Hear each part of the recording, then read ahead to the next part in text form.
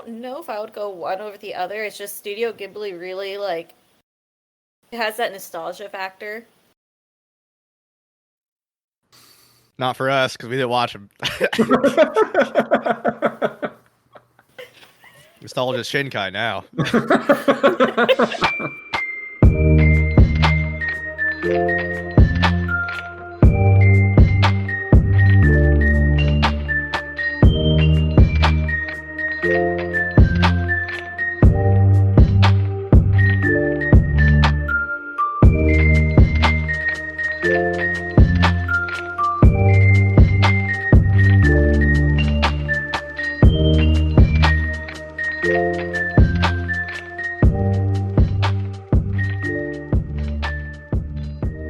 Hello, fellow weebs and otakus, to another episode of Anime Fix, where your fix for all things anime. I'm Chase. They call me Mr. Pig.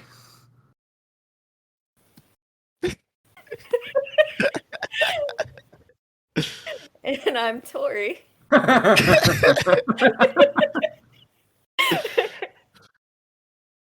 I like that you've been doing that the past couple podcast episodes. Keep doing that. It's kind of like your bye at the end of the episode. I like it. Just keep doing it. Just that way the audience knows that we've actually watched it, you know? As opposed to the recap? Yeah. Or not at all. Or not at all. Yeah. I just gotta let you know, he did that multiple times while we watched the movie. He was like, I'm gonna do that in the episode. I was this character, Porco Rosso, the main character, I was very conflicted because I really liked him, but I also hated him at the same time. Well, don't you want to explain why we're not doing Howls? Oh, okay. So didn't we announce it on the Twitter last night? No, we're not doing House Moving Castle because one of the guests that we plan to have, in addition to Tori, got sick.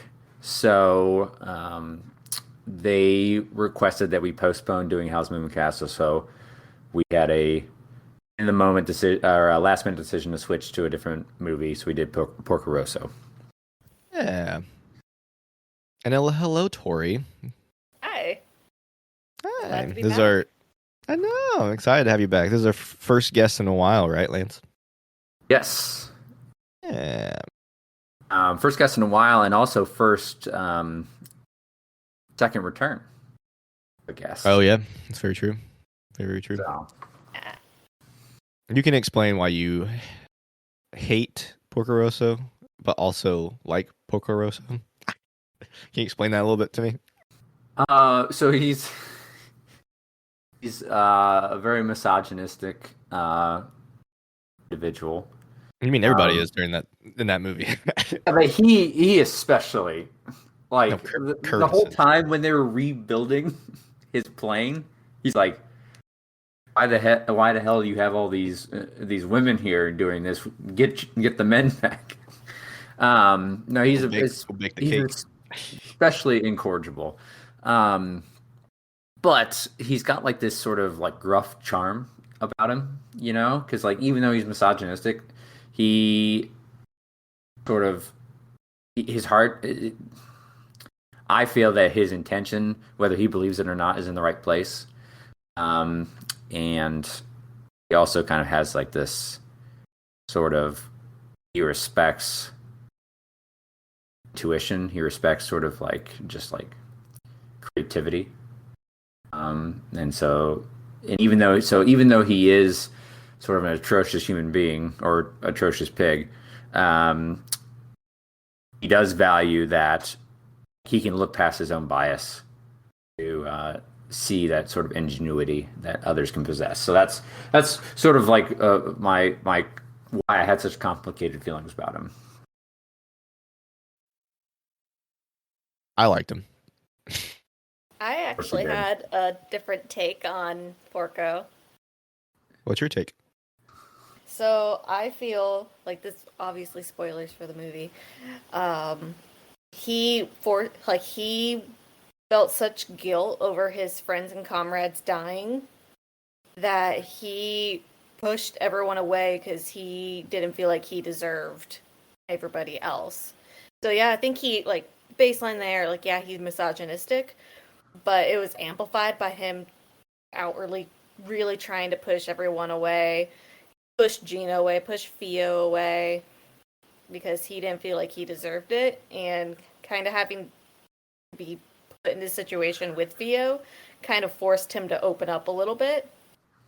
Because you find out, like, yeah, he's this pig, he's horrible, but you find out that he's really big on honor. He won't kill another pilot. Like, he's a good person. He's a good pig. He's a good pig. Not a person. He lets us know that multiple times. It's like, I'm a pig, you know, like that doesn't apply to me. Yeah, you humans just with your emotions. I understand that. I'm a pig. I know they didn't say it at all in the movie, but do you know, like, why he was cursed, or if he cursed himself, or like why did he just choose to be a pig? So he was cursed because he had pig-like. So everyone keeps saying, "Why are you being such a pig?" And that being such a pig is more in reference to his personality, like his womanizing behavior, his sort of looking down on other people. Like, that's. I wouldn't say he looked down on other people. I say he did. No, I wouldn't say that. Okay. I think he very much had the energy of, that kid's wearing my jacket, I'm going to take my jacket off. I love it. I love it. Remember, thank you. In the beginning, like, he told those pirates, he was like, hey, I'll let you keep enough of the treasure so you can repair so you don't go into debt over this. I'm still going to take you down. Oh, God. I'm sorry. That just came out of nowhere. Tori. Oh, man. I love it so much. Chase, are you crying? No, yeah. It's just, I bring it up so much. I bring up that situation so much. And for you to bring it up right off the cuff, I love it. All right. We can continue. I'm sorry. Hey, both of you. It's so great. I've never told that story. You keep telling us stories. I love it. Keep telling us so I can make fun of you for it. Just consider it karma for what you've done. Oh, yeah. It's my own curse. It's your own curse. It's a safe space. It's a safe space. So right off the bat, last week we watched Totoro. I know you were Totoro. Where did this fall? So where did Porco Rosso fall on the top, 21 or the top 21? Do you remember? Where did it fall? It fell fifth. It was fifth. Porco Rosso fell fifth, or Totoro fell fifth? I'm pretty sure it's fifth. Let me see. Now this is BuzzFeed, so I don't know if I trust BuzzFeed. Okay, so while you're looking that up, I really like Porco Rosso more than I like Totoro. Really? I thought it was more fun. The story was more entertaining. The Totoro is a little bit newer, so I guess the animation looks a little bit better. But I mean, I thought they both looked amazing. So like this movie was made in 1992, 93. I don't remember. But early 90s. It was 92. 92. And it looked amazing, in comparison to a movie that came out in the early 2000s. So My Neighbor Totoro is fifth. Porco Rosso is third. Okay. Because I was gonna call shenanigans if it was not above 5. I don't know. I don't know if I like.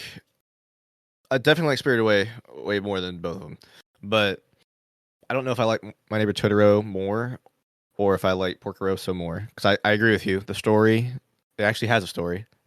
and like the characters I think are more fleshed out and it has more characters that actually mean something to the story. But My Neighbor Totoro, like as a childhood fever dream, I just can't get past that. It's just like I don't know. I think Porco Rosso slightly edges it out for me. Like I would want to watch Porco Rosso again, but I have more fond memories of My Neighbor Totoro. Okay, that's fair. I would probably watch Totoro again on a whim. I would actively seek out Porco Rosso. Like I would, in a few months, I'm probably gonna say, let's watch Porco Rosso again. It was that good for me. You know what I would actively seek out watching? What? Any Shinkai film. Any Shinkai film. We still have tons of Shinkai, so we're gonna have to. They're all gonna be bangers. I don't care. They'll all be better than Miyazaki. We might do hot take. No, not a hot take. Fact. Shinkai Facts. is better than Miyazaki. 100%, man. In my opinion, anime fix 100%. That's an anime fix promise. Go ahead, Tori. That's a pretty controversial opinion there. What do you think, Tori? You've seen almost all of Studio Ghibli films, right? I've seen a good majority, yeah. I don't know if I would go one over the other. It's just Studio Ghibli really it has that nostalgia factor. Not for us, because we didn't watch them.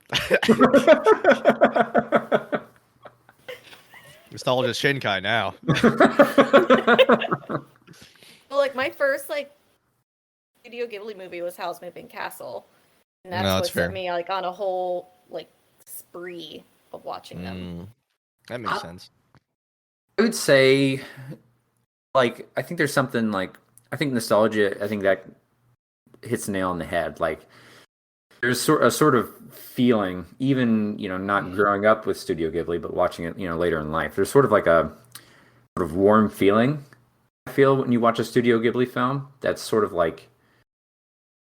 almost like a Pixar film. How all walks of life, all ages, can enjoy it for different reasons, right? And I feel the same thing with a Studio Ghibli film. I think when your son watches it, they're he's 2, so he's fascinated by the colors, the sounds and everything that he sees on the screen, but he doesn't really understand what's happening. Versus as an adult, you can see some nuance in the characters and certain things they might say that to a kid might go over their head, but to an adult will be like, oh, I get that, right? So I get that feeling with Studio Ghibli films. With Shinkai, and I think, Chase, tell me if you have the same experience.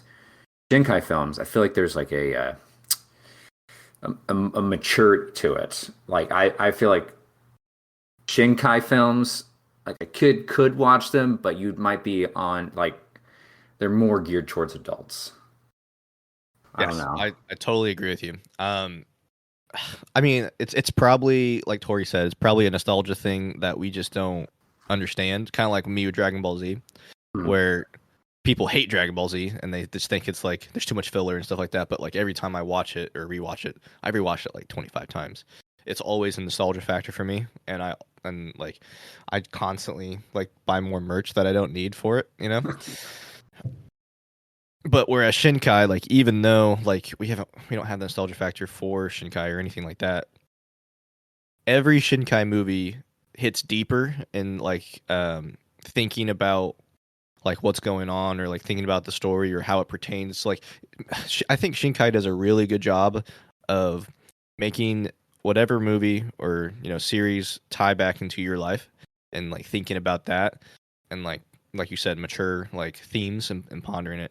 Where kids, my son, he just cares about bright colors and dragons flying through the world. Haku, Spirited Away. Yeah. Still confused on that, but whatever. So changes to a dragon randomly. But what? What, Tori? You gonna say something? What are you gonna say? I saw the face. I really wish I sat with you on that episode. Go ahead. Speak your mind. It's a safe space. Nope. We're staying on track. We're talking Porco Rosso. Well, that's no fun. Okay, so let's see here. So the story at the beginning, we see, which by the way, I want a deserted island like Porco Rosso. Like I thought that a little cove, a little Oh, beach like his cove. hideout. Oh Yeah, yeah. this little hideout was super cool. Um, Question though, how was he able to take telephone calls out in the middle of nowhere? That's what I. Did he run a line? I That's got to sort of think what. about things like this because now I'm frustrated because I don't understand how that works either. I was just thinking like, huh, that's cool. He's taking a phone call. But so what was your like thought when he takes the phone call and they're like, we have a contract with you. There's these pirates stealing this gold. And then he's like, what is that to me? And then he finds out that there's a bunch of children um, on board that are also in jeopardy. He's like, okay, now I'll get involved. Like what that whole and I'm sort of paraphrasing there. So Tori, you correct me if there was something more specific that he said, but what was your thoughts on that? Like the intro. I think it portrays how he's a good guy. I think it Yeah. portrays like how, the gold doesn't matter to him, but like as soon as someone's in danger, he's gonna go help. I thought it Yeah, was funny. Go ahead. I was just gonna say that it really shows like early on that he is gruff, but that he cares and that he wants to protect. And I think that was a great way to really show that and kind of like give you a feel for the character before you see the rest of the film, where you start seeing, man, he's a pig, like he's a jerk, and then like you once again come back out of it and you're like, oh, he's this really honorable guy. Yeah, totally agree. We go on from there. I thought it was really how I really liked how goofy the pirates were.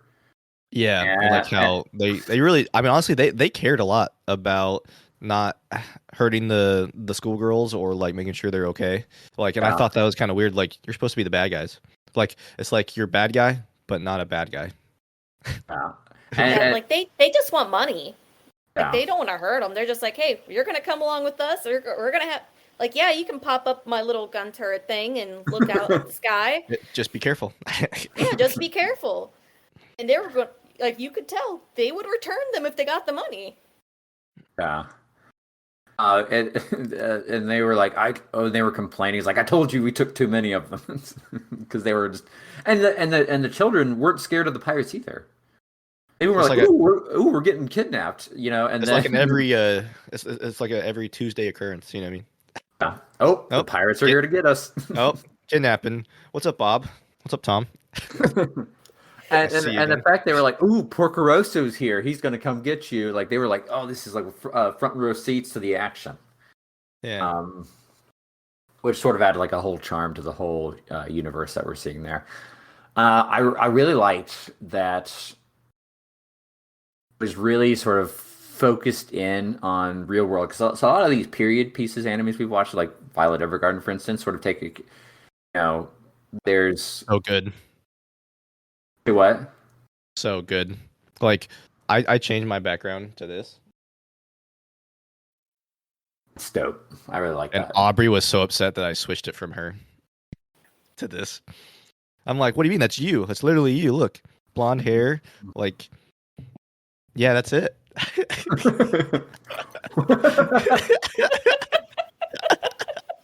Look, Wow. you It's so both funny. have blue eyes. Like yeah, that's totally. She doesn't have blue eyes. She has brown Oh, eyes. whatever. It's also funny because she has black and orange hair now instead of Yeah. blonde hair. Go ahead. So like with Violet Evergarden, like, there were some elements of our universe in there, but it was still its own unique universe. Like the countries were different, like the sort of geography and the background was different. Versus in Porco Rosso, with the exception of there being a pig, right? Like a cursed human into a pig. Like this was in a I want to say probably post World War One, pre World War Two time frame, right? And like it like takes there's scene changes to Italy. I think I want to say they probably They in France for most of it too, or is it? Not sure, but like I could tell that it takes place in Europe and like a post World War One, pre World War Two time frame, which I really liked. Sort of like real world aspect to it. Yeah.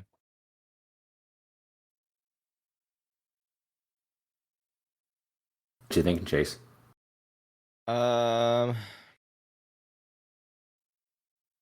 Every time I see something that's post like World War One or World War Two or whatever like that, I always think about Violet Evergarden and how nothing can compare to it.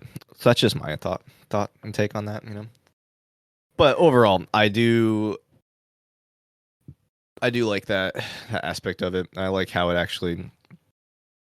I mean, I guess like I like understanding what time frame we're in because I think my favorite Totoro, no idea what time frame we are. We determined what time after you explained it to me, not when I'm watching the show. Kind of like Spirited Away, like I knew exactly what time frame we're in after you told me, but I can't call you in the middle of the movie and be like, "Hey, what time frame are we in right now?" I mean, you could. It doesn't stop you from just randomly calling anyway. But it just draws away from the experience. Like Shinkai, I don't have to know what time frame it tells us.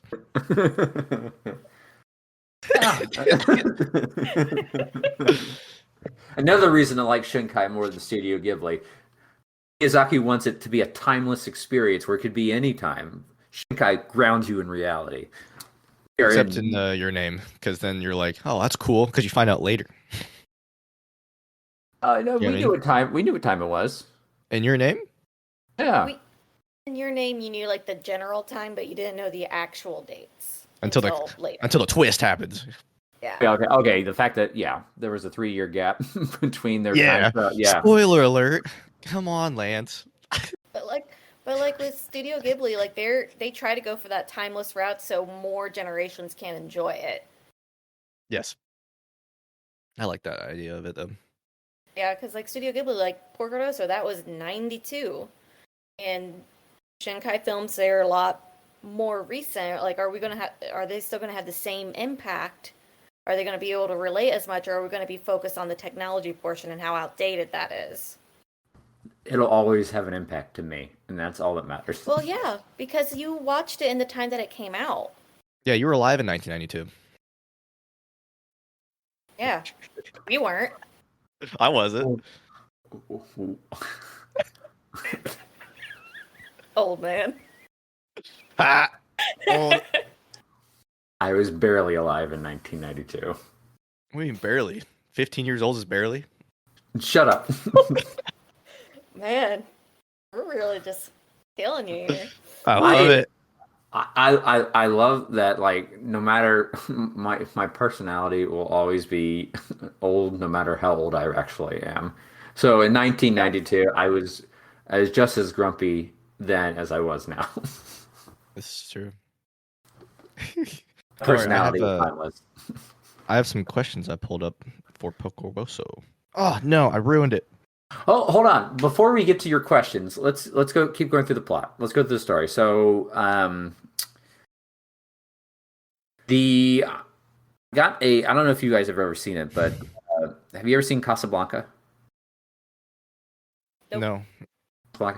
Is that White House? I know it, but I've just not ever watched it. It's an older black and white film that takes place in a similar time frame as Porco Rosso.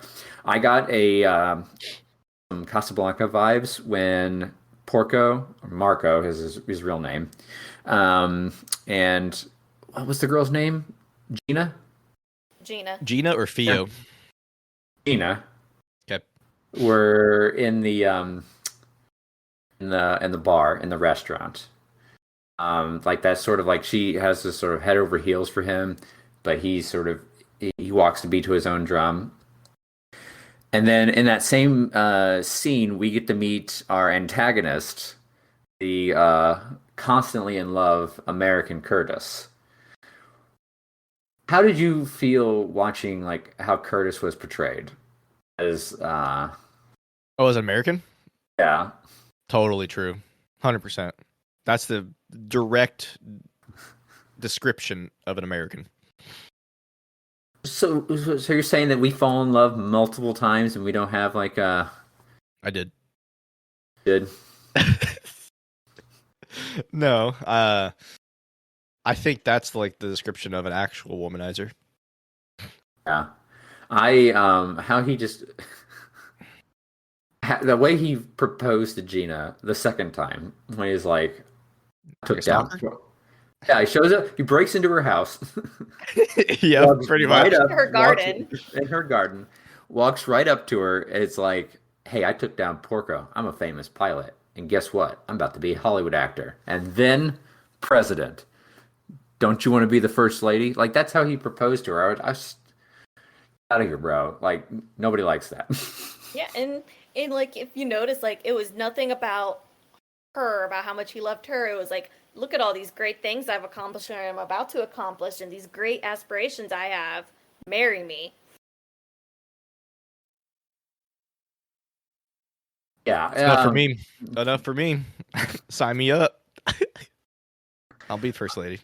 Oh, you were you found Curtis appealing? No, not at all. Not at all. I love that he said yeehaw a lot, like, and like he had a horrible Southern accent. Yeah, it was horrible. Almost like it was. I was like, this is how tough guys sound. Like that's kind of like, I've watched hours of Spike TV. This is what men sound like. That's. I wish I knew what Spike TV was. You don't know what Spike... Isn't Spike TV still on? I haven't watched it. What? What's Spike TV? You joking right now? I'm not joking. Tori, do you know what Spike TV is? Lance, your age is showing. Your age is showing. I know what MTV is. Is that the same thing? I've heard. I know of it. I've never watched it. I've heard the word Spike TV. So Spike TV was like a channel that was a channel for men by men type thing. So there was... It had men focused cartoons. It had men focused talk shows. Like, it was like a man's channel is how it was marketed.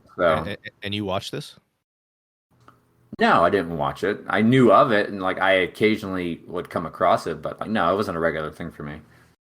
I knew people who did though, and that was like their favorite channel. It was marketed for men. Not me. I'm good. Anyway, so that's the vibe I got from Curtis. Like the way this is how a man is supposed to sound. And that's and so when I think of that, I think of Spike TV, because that was the kind of attitude around that. I like how Curtis showed up out of nowhere and like shot down his plane. I'm like, where'd you even come from, bro? Like, you just following him around? Yeah, well, he's trying to prove himself. So obviously, Porco Rosso is like peak performance of showmanship. If you could take down the great Porco Rosso. Well, it's just funny because like he's like, I got you, Porco Rosso. You didn't get nothing. My engine stalled. I just thought it was really interesting because everyone was like, Curtis is the only one who can take him down. Curtis is the only one. And then you find out, like, near the end, the only reason, and the pirates think it's because Porco Rosso is full of himself, is because he won't shoot another pilot. Like, he'll shoot the engine, make him crash into the water, but he won't shoot another person. Yeah. Also, what was I gonna... Not only is he full of, like, I think he's... what was that? I'm trying to find the words.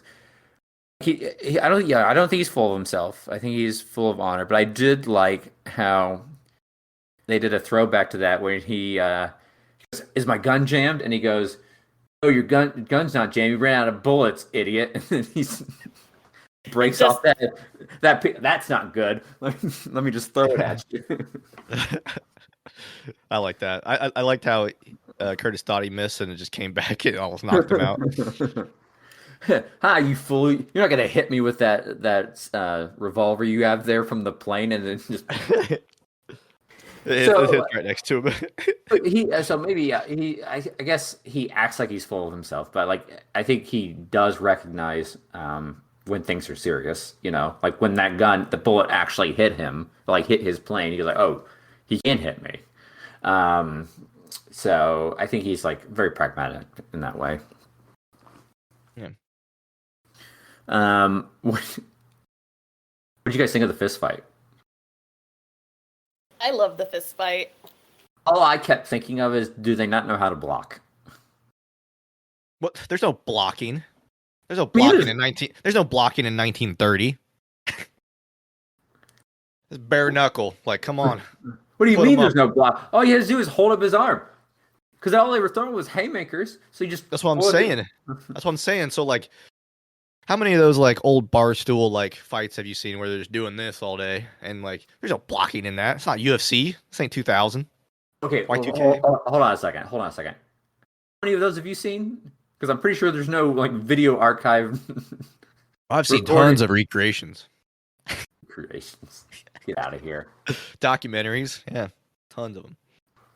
I think by that point they just wanted to win, and they're like, I can take whatever he throws at me.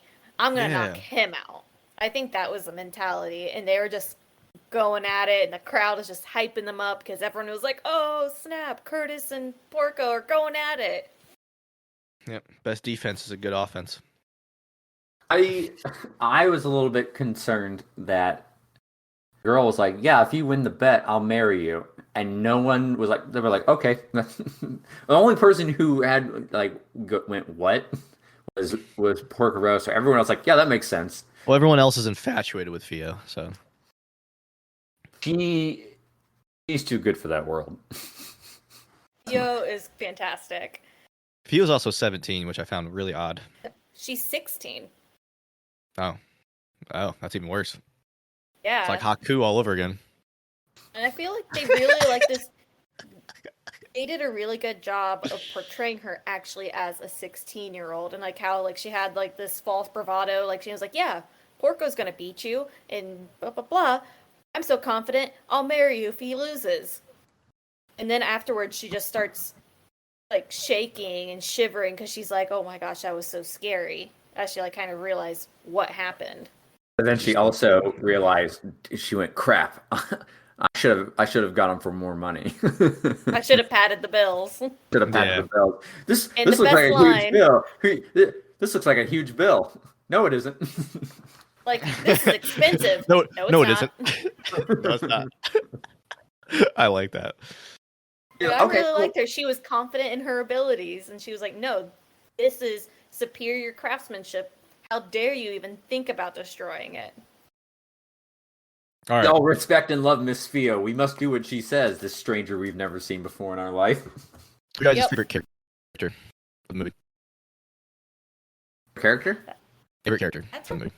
That's hard for me to say. Like, I really like Gina, Fio, and Porco, but all for different reasons. I also really like the grandma, if you remember her from Piccolo's shop. Oh, Yababa. She made me laugh. She was just so delightful. I think God, I really want to say Porco. Piccolo. I was so cool. Like, have a Dragon Ball Z reference on that. I like that. Oh, speaking of references, did you see on the engine that it said Ghibli? No, I didn't. That's super cool. It did.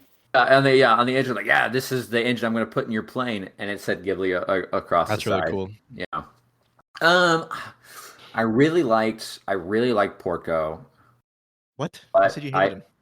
Said I had complicated feelings about him, but like I would say, I really want to say he's my favorite character, but honestly, I think Piccolo sort of was the win for me. He's just because like he doesn't put up with Porco's crap. He's like, yeah, since we're such good friends, I'll cut you a deal. I'll cover the difference, and then you can pay me back later. I love that too. Oh, it's so great. And so I think like their whole dynamic really appealed to me. I think he was a great side character. Yeah, I like Piccolo a lot. I would say it's either between Piccolo or Fio. I like Fio a lot because she's so charismatic. She finds a way to get her way every time. Yep. Yeah. I like that aspect of it. And how she just is like, one, Porco wouldn't have escaped Milan without her. No. Right? Which is really quickly showed her value to him. But two, I love how she's like, we're getting chased, like they're getting chased by the Italian secret police. She had the gall to say, "Hey, stop the plane so I can make some adjustments for you," because he was complaining about how stiff the wheel was. And he's like, "No, we don't have any time," which I think showed how their dynamic. Like he's willing to push through to get the job done, but like even he was like, I don't know how this works, and she's because of her, he's able to like sort of come up with a solution once he knew how the mechanics were supposed to work. Yeah. So there's a good dynamic there. Yeah. A cool dynamic. You upset? Go ahead. You upset that we didn't see? Like she kissed him. Yeah. It's implied that his face changed. Yeah, went back to the human. But I was a little disappointed that we didn't. I really wanted to see the transformation to a pig, like the flashback on when it happened, and also his transformation from. Not a matter to me. Wouldn't be a Studio Ghibli film without it, without not showing it. I just don't think that was as important to the story. Like this is a situation. Like they didn't like have to go deep into everything. There's like this is a situation, and it's implied that he turns human and goes back to Gina. Important to me. And I think that journey was more just like him, like just like you learning about how he's actually like this good guy. Like he's known as a womanizer, but he never actually, like at least in the part that we see, he's not pursuing any woman. He doesn't believe women are actually interested in him. He was shocked when Curtis said that Gina loves him. Oh yeah. Which fourth time's the charm. I don't even if I was interested in Gina, I don't know if I'd marry her because everyone seems to die.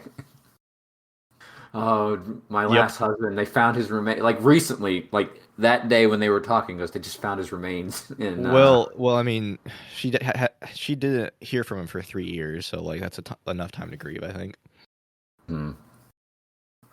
Still though, like oh well, okay, we confirmed dead. Let's move on to the next husband. Here's the thing. She makes a comment about, you Americans, you fall in love all the time. We over here, we fall in love once, right? And we stick by that. She said that to him in the garden. Yeah. She's gotten married 3 times. So like, well, no, I think she said it's more complicated than that. Yeah.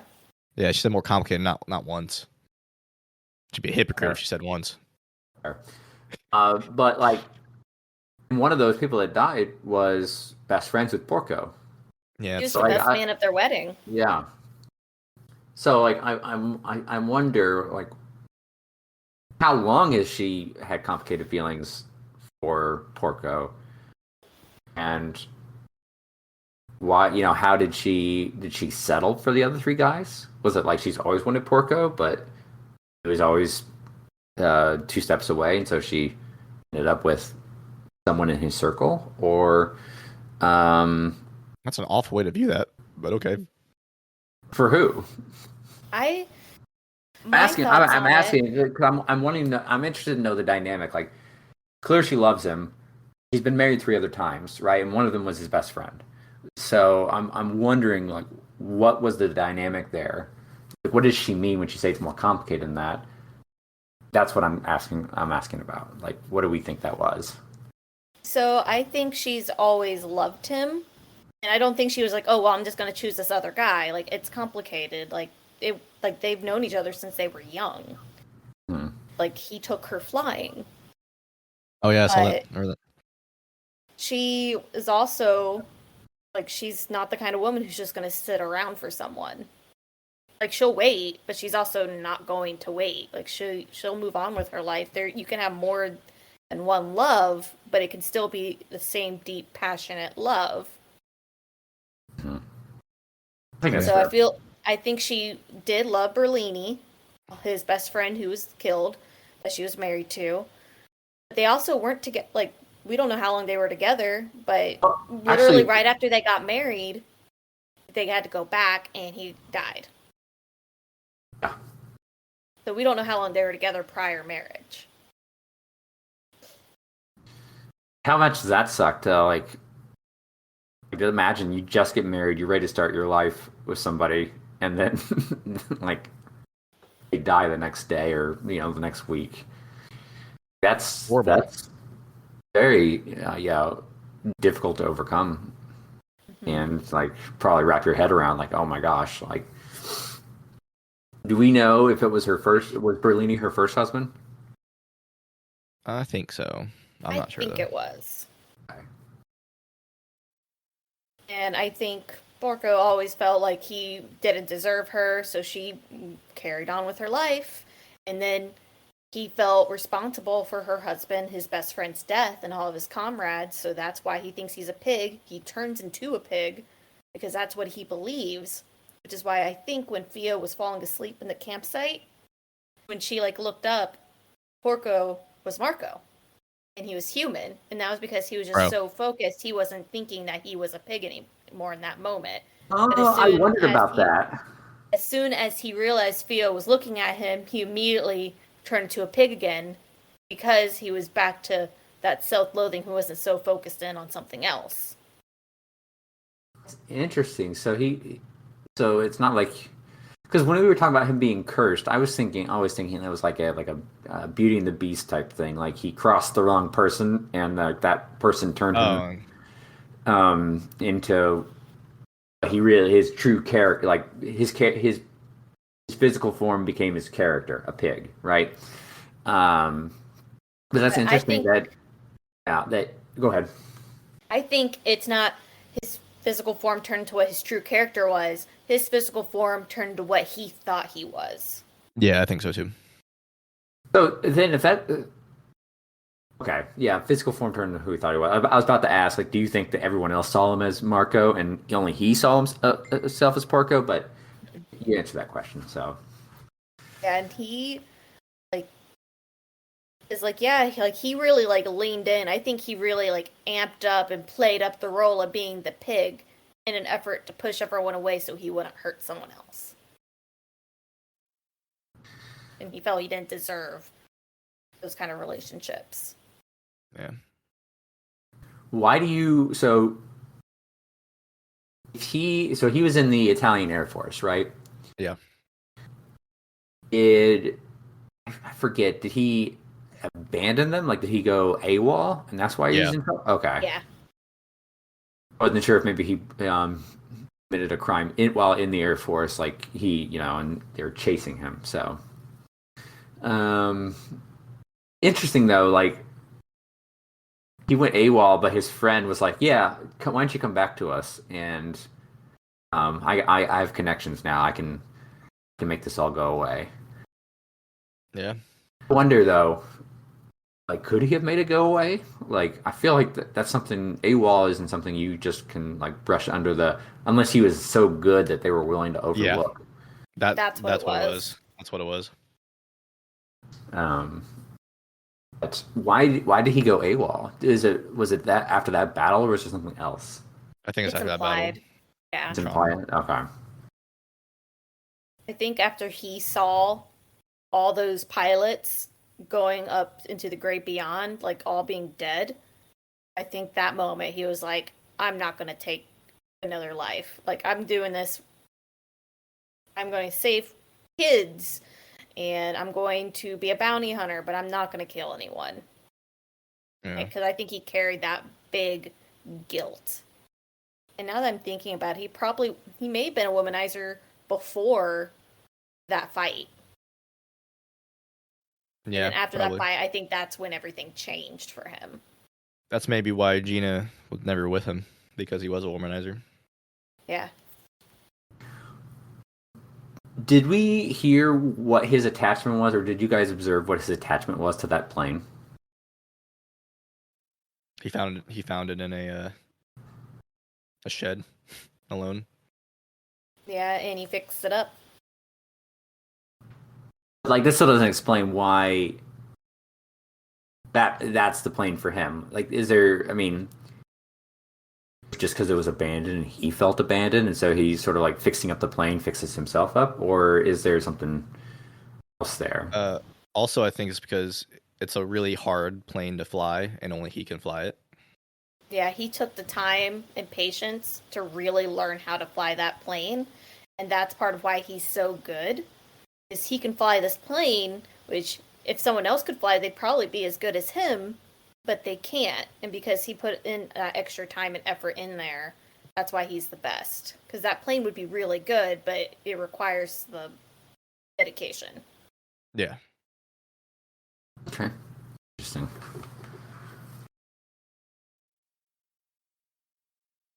Now, Chase, you said you had some questions? I do, but it is getting a little bit closer, and I wouldn't matter about the time of everything, so I'll go over a little bit of questions, but someone has to go to work, so.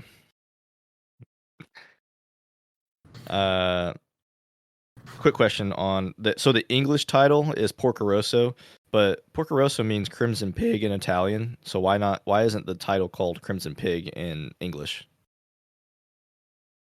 I think it's just because that's what he's called. Everyone calls him Porco Rosso, and it's also Porco Marco. Yeah, it makes sense. But like in the opening, like when they're giving that little like intro or whatever, they call him Crimson Pig in the like beginning of the text, like when they're explaining the backstory. So I was just curious, but that makes sense with the Porco and the Marco part.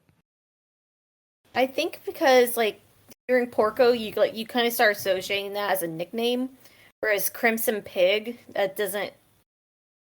I know he's a pig, but it's not a very human name. You know, it's like more of like you think of an object versus an actual person, and so it's easier to connect to Porco versus Crimson Pig. Gotcha. That's really one of the only questions. The other questions are like, when did it take place? But it does let you know that it took place during this time. Yeah, I didn't have to explain it to you, Chase. I know. That's surprising. Well, I didn't know the exact like time area because I'm not a historian. I didn't pass history. It's fine. Well, I did. It just took me 3 tries. Don't say those kind of things out loud, Chase. What do you mean? I have no shame. You did it in the end, and that's what counts. That's what I'm saying. I didn't finish, but I finished that class. You know what I mean? This is very much jacket energy, Lance. I know. That's what I'm saying. Don't tell people that. Don't tell people that. That's embarrassing. So one of our intros of our past episodes, like, don't tell people that you couldn't do 6th grade math. That's embarrassing.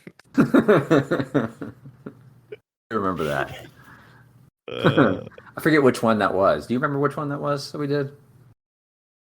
It's the one where I was in Tennessee. So last year sometime. I'm trying to think which anime though. Was that a Psycho-Pass one? Yes, it was a Psycho-Pass one. Okay. But I don't have anything else unless you guys do. Anything specific you want to bring up, Tori? No. Not that I can think of. I know that Howl's Moving Castle is put on the back burner until the guest gets better. What are you guys doing next week? So next week, our plan is to have an epic Dragon Ball Z showdown. I will be moderating, but it will be between a friend of ours and with Chase. We're going to watch Chase destroy them. My entertainment. It's just gonna be an hour of yelling. That's all it's gonna be. It's fine. Hour of yelling, talking over each other, insults being thrown. I listened for 20 minutes while you argue. Are they ready with your wife. to like argue with me though? Are they ready? I think they're ready. They're not gonna be ready. I think he thinks he's ready, but I don't think he's done any prep work to prepare for this. I think he's just ready to just walk in and lay down what he thinks the law. So it's going to be really interesting. What are you talking about? Like an hour? We listened to you for 20 minutes arguing with your wife over Dragon Ball Z when we were supposed to be talking about High Rise Invasion. So I don't think it's any there's any illusion here about how passionate. That's the word I'm going to use. That's the adjective passionate you feel about Dragon Ball and everything it has to offer. You said, so you're not going to talk very much, right, Lance? I'll probably ask questions and I'll moderate. So I'll try to keep it toned down so it doesn't get too. I'll send you guys too loud and get to your corner, okay. But I'll be mostly in the background. I didn't know if you would be okay with my other very enthusiastic Dragon Ball Z friend coming on as well or not, or if that'd be too loud. I think you know who I'm talking about, right? Yeah, I think I know who. Yeah. I think though that might be a little unfair to have 2v1. Maybe. So unless we want to pull back from the epic showdown and just have a conversation around Dragon Ball, it's not going to be I mean, so like if that's the case, it's still going to turn into an epic showdown because he's a lot louder than I am. But like me and him disagree on a lot of Dragon Ball Z stuff, though. Okay, well we can put that on the back burner. Maybe bring him on. The other thing we'll probably talk about next week is this friend of ours. He for whatever reason he's watched Dragon Ball, but he says he doesn't like anime. Don't even get me started yet, man. It's not even next week. How are you gonna have an argument with me about Dragon Ball Z or a lively discussion and say you don't like anime?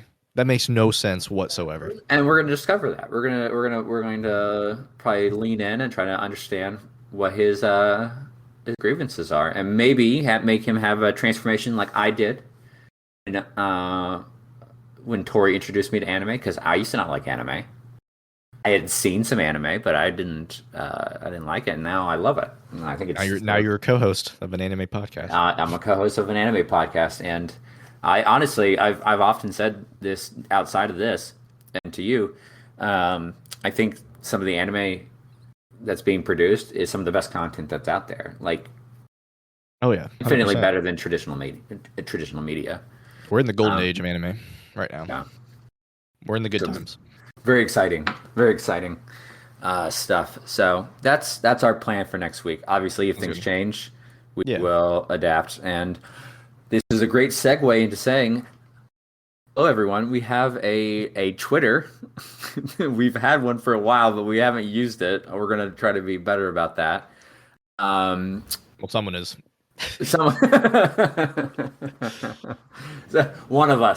One of us will be better about sharing updates on our Twitter and engaging and asking questions and stuff. So if you're interested, if you use it, go to @AnimeFix with 2 X's, so ANIMEFIXX on Twitter. The logo, I believe the profile picture will be the same as the logo that we have on the podcast, so that'll be the way to identify it. And go check us out there. And we have a Discord too, so that's what we use to record. So there's a general channel. So if you guys want to join in, that's another great way to make suggestions on what you'd like us to see. That I don't know. We'll probably post a invite link in the podcast description. So check out down there and join if you're interested. That's all I have to say about that. Any other thoughts or feelings or things we want to bring up? I'm good. Good. Doors. And I'm the one actually covering there Discord and the Twitter.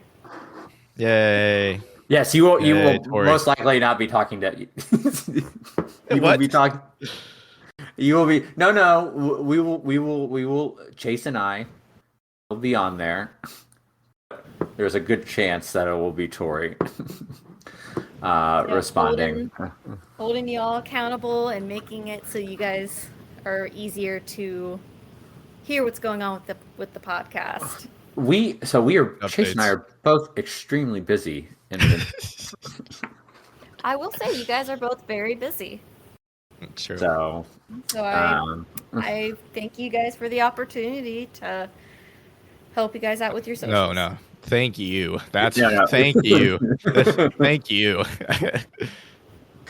One update is we probably, it might be a few weeks, but we are going to be recording sooner now, so that way we can be consistent with our uploads on Sunday. So I don't think we know what time yet we're going to be doing. Nope. But when we do decide, we'll let you know, and probably on Twitter. And we will be consistently posting at that time every week going forward. Yeah, so more professional. Alrighty. We'll catch everyone next time when I destroy the other person in Dragon Ball Z knowledge. All right. Thanks for having me on. Bye.